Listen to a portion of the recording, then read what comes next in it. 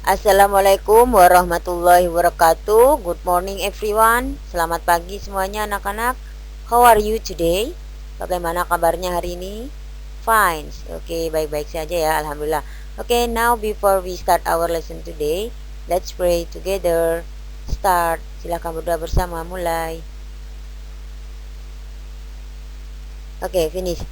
Now we are going to learn about simple past tense. Kita akan belajar tentang simple past tense. Ya, simple past tense with verb, yaitu simple past tense dengan menggunakan kata kerja. Apa itu, Miss? Bagaimana? Ya, ikutin ya penjelasan Miss di slide berikutnya. Let's go to the next slide. Oke, Miss akan jelaskan apa sih simple past tense. Simple past tense itu adalah simple past tense is used to express completed action in the past. Jadi simple past tense itu kita gunakan untuk mengekspresikan atau untuk menyatakan kegiatan atau peristiwa yang sudah terjadi di masa lampau atau sudah terjadi di masa lalu. Seperti apa contohnya? Oke, kita lanjut ke slide berikutnya.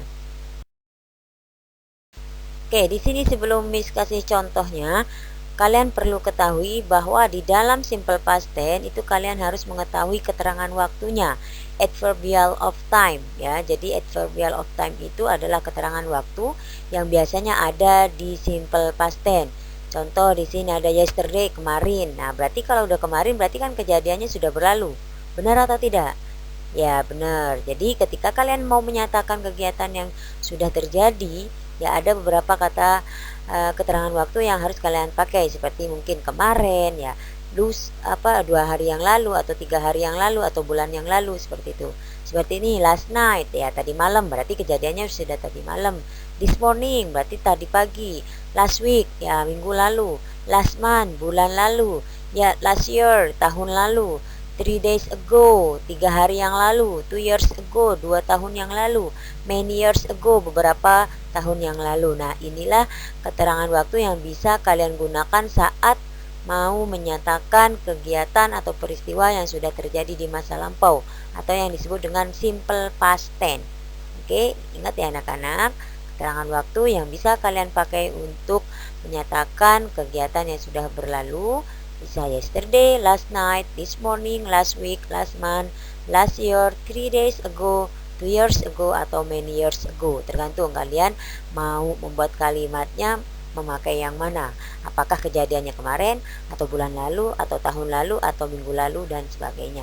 Oke, kita akan lanjut ke contohnya. Oke, kita sudah masuk pada contoh simple past tense dengan menggunakan verb atau kata kerja. Nah, contoh di sini, my uncle went to Bandung yesterday.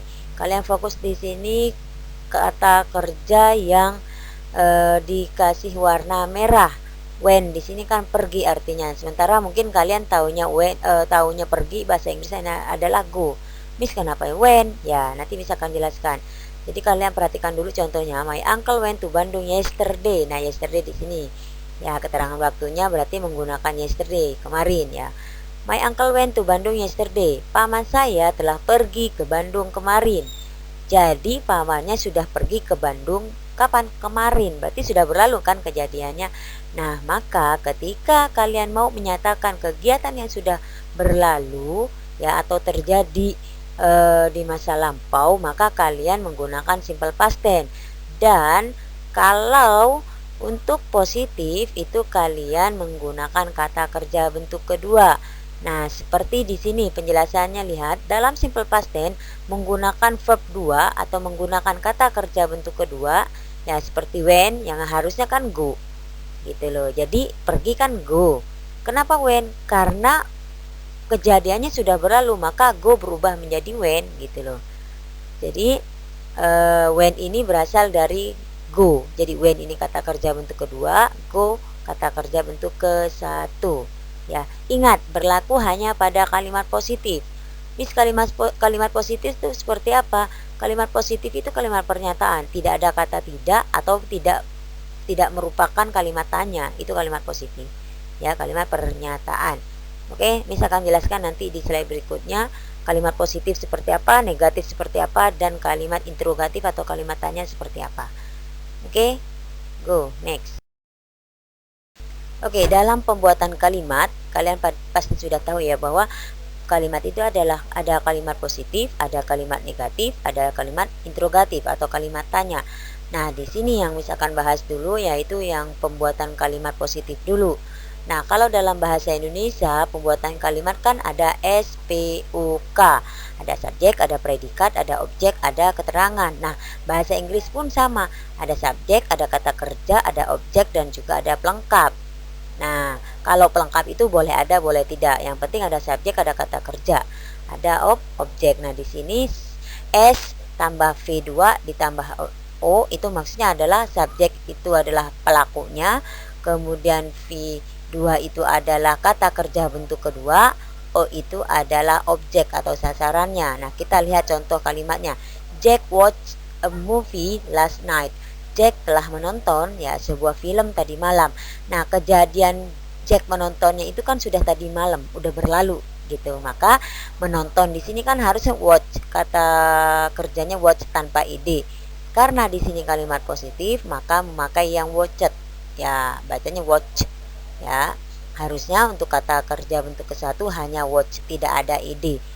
Oke, anak-anak paham ya. Jadi di sini sudah Miss kasih keterangan bahwa S itu subjek, V2 itu adalah kata kerja bentuk kedua, O itu adalah objek atau sasaran, ADFT itu adalah adverbial time yang tadi dibahas di awal, yaitu keterangan waktu. Nah, Miss bagaimana cara tahu bentuk kata kerja ke satu, kedua, dan ketiga? Itu ada di kamus bagian tengah. Itu biasanya ada warna lain, ada warna kuning atau pink. Tuh kalian bisa cari di situ ada kata kerja reguler dan kata kerja irreguler. Atau kalau tidak, kalian tinggal klik di Google, klik ini kata kerja irreguler atau reguler, nanti akan keluar, kamu akan tahu di situ ya. Oke, kita lanjut ke kalimat atau ke contoh kalimat negatif berikutnya. Oke, berikut untuk yang pembuatan kalimat negatif. Nah, kalimat negatif itu kalimat yang pasti identik dengan kata tidak ya, karena negatif tidak, jadi menyangkal, kalimat menyangkal ya. Kita lihat sama seperti halnya tadi yang positif, ada subjek ya, ada kata kerja, ada juga objek. Tetapi karena di sini negatif, ada penambahan did not atau yang disebut dengan auxiliary. Auxiliary apa? Yaitu kata kerja bantu. Jadi setelah subjek ditambahkan did not dulu, baru kata kerja. Nah, di sini kok V1, Miss tadi yang positif verb 2. Nah, iya. Jadi makanya tadi di awal sudah Miss bilang bahwa yang menggunakan kata kerja bentuk kedua itu hanya pada kalimat positif. Ya, untuk kalimat negatif balik lagi ke kata kerja bentuk dasar, yaitu kata kerja bentuk ke-1. Baru kalian tambahkan objek. Kita lihat di sini contohnya. Jack didn't watch a movie last night. Nah, perhatikan yang kata watch-nya. Tadi kan ada ide kan, watched gitu kalau kalian mungkin baca. Ya, itu kata kerja bentuk kedua. Nah, karena negatif, kata kerja bentuk ke-1 yang dipakai sehingga hanya watch begitu ya. Tapi jangan lupa did not-nya kalian harus tetap diperhatikan. Jadi kalau negatif memakai did not. Jadi Jack didn't watch. Jadi did not itu bisa kalian baca didn't. Jack didn't watch a movie last night. Jadi Jack tidak menonton sebuah film tadi malam. Jadi kalau kalimat negatif itu kalimat menyangkal atau kalimat tidak melakukan gitu loh. Kalau yang tadi positif menonton, melakukan, berarti kalau yang negatif tidak. Seperti itu ya. Ingat bahwa kalimat negatif kata kerjanya kata kerja bentuk ke-1 dan jangan lupa sebelumnya ditambahkan did not. Oke, seperti not di bawah ini nih, auxiliary itu kata kerja bantu. Oke, paham ya anak-anak untuk kalimat negatifnya. Sekarang berikutnya untuk pembuatan kalimat interrogatif. Let's go. Oke, kita masuk pada pembuatan kalimat interrogative sentence atau kalimat tanya. Jangan lupa di bagian akhir kalimatnya nanti kalian tambahkan tanda tanya ya, karena kalimat tanya. Oke, sama halnya dengan yang tadi positif negatif ya. Kalimat interrogatif juga ada subjek, ada kata kerja, ada juga objeknya. Ya kan? Ada keterangan waktu di sini. Nah, cuma untuk yang kalimat tanya itu auxiliary-nya yang dikedepankan, bukan subjek. Kalau tadi kan yang positif negatif subjeknya duluan. Nah, kalau interrogatif itu auxiliary. Auxiliary-nya apa tadi? Ya, did. Betul. Jadi did-nya duluan yang kalian tulis. Kenapa? Nanti did ini akan berarti apakah. Ya.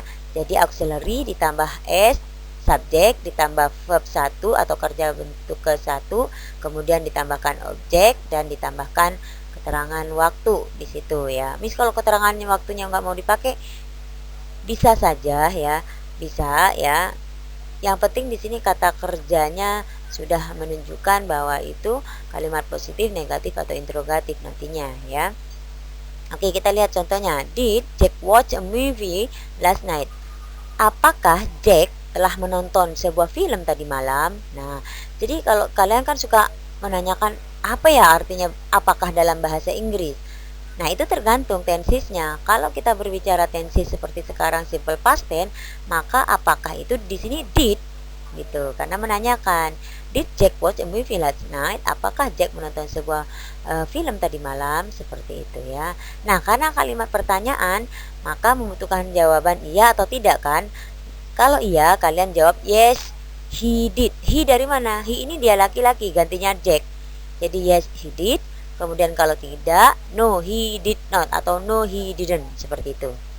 Oke, paham ya anak-anak pembuatan kalimat positif, negatif sama interrogatifnya.